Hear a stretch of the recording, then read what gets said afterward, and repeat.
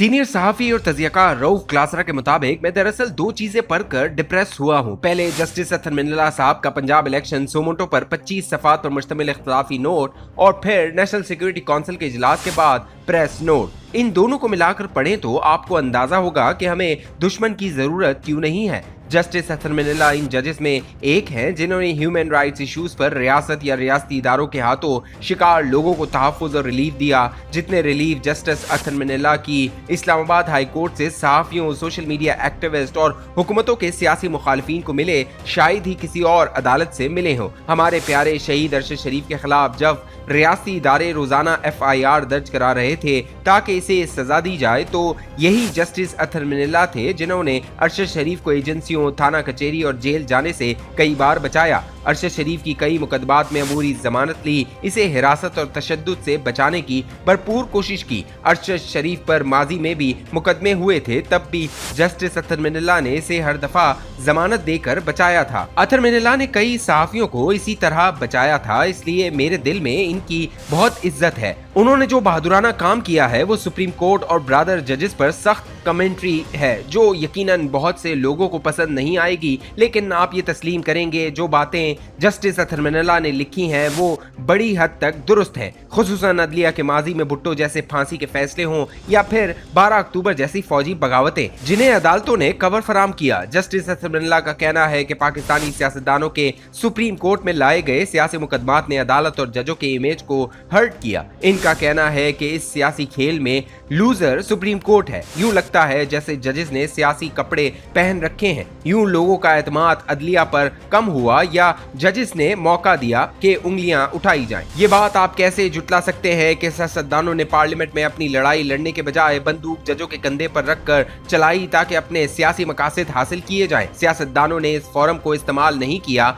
जो इनके लिए बनाया गया था, मतलब कौमी असम्बली, सेनेट या सूबाई असम्बली। उल्टा असम्बलियां तोड़कर वो सुप्रीम कोर्ट पहुंच गए और जजों ने भी इनकी ख्वाहिशात का एहतराम किया और यूं सियासत में घिसते चले गए, जिसके नतीजे में अदालत इतना नुकसान उठा चुकी है जिसका अजाला शायद मुमकिन न हो। यूं इन सियासी मुकदमात की लड़ाई में जहां अदालत तनाज़ात का शिकार हुई, वहीं मुल्क में सियासी अदम इस्तेहकाम बढ़ गया और मईशत बुरी तरह मुतासिर हुई। वो सफ़हात पढ़ें तो आपको अंदाजा होता है कि जस्टिस अतर मिनल्ला ने कैसे सियासतदानों, फौजी हुक्मरानों और जजेस को इन हालात का जिम्मेदार ठहराया है जिसमें इस वक्त पाकिस्तान फंस चुका है और निकलने का कोई रास्ता नजर नहीं आ रहा। सियासतदान बुरी तरह नाकाम हुए हैं और साथ मुल्क और कौम को भी नाकाम किया है। इन हुक्मरानों को हुकूमत बनाने और चलाने के लिए जर्नैलों और जजों की जरूरत थी। इनमें से कोई एक भी न था जो इक्तदार पाने के लिए इनके कंधे इस्तेमाल न करता। अब भी वही लड़ाई चल रही है कि मुक्तदरा मेरे मुखालिफ के साथ क्यों है, मेरे साथ क्यों नहीं। यकीनन इमरान खान के हामी जस्टिस अतर मिनल्ला के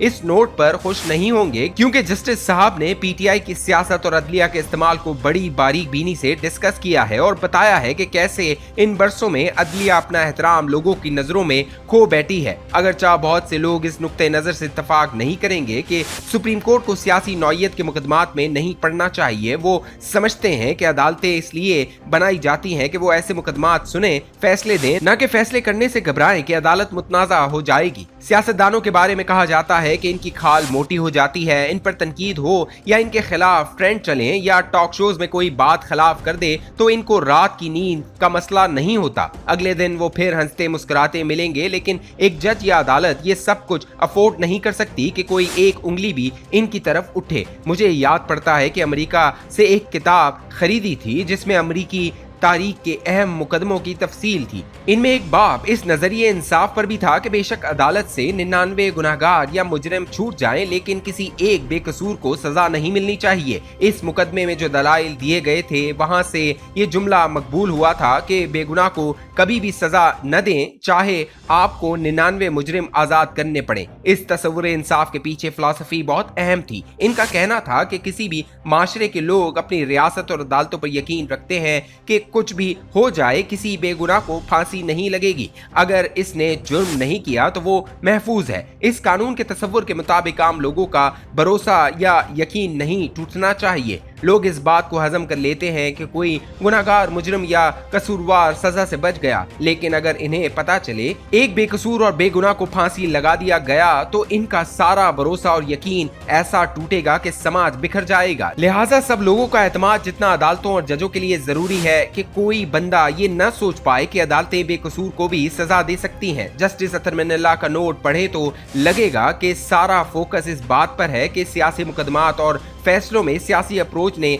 इन सब की साख को नुकसान पहुंचाया है। बेनजीर भुट्टो और आसिफ जरदारी को सजा दिलवाने के लिए यही काम नवाज शरीफ और सैफुर रहमान ने कराया था, जिससे अदालतों का इमेज हर्ट हुआ। जो अहमियत और कवरेज सियासी मुकदमात और जज साहिबान को मीडिया या दीगर फोरम्स पर मिलती है वो दूर दराज के प्रॉपर्टी मुकदमों पर नहीं मिलेगी। लिहाजा शायद अदालतें इसलिए भी ज्यादा सोमनरो लेती रही। बरसों से ये खेल चल रहा है, इसलिए जस्टिस अतहर मिनल्ला ने लिखा है कि चंद लोगों के सियासी मफादात के इस खेल में सुप्रीम कोर्ट और जजों को क्या मिला।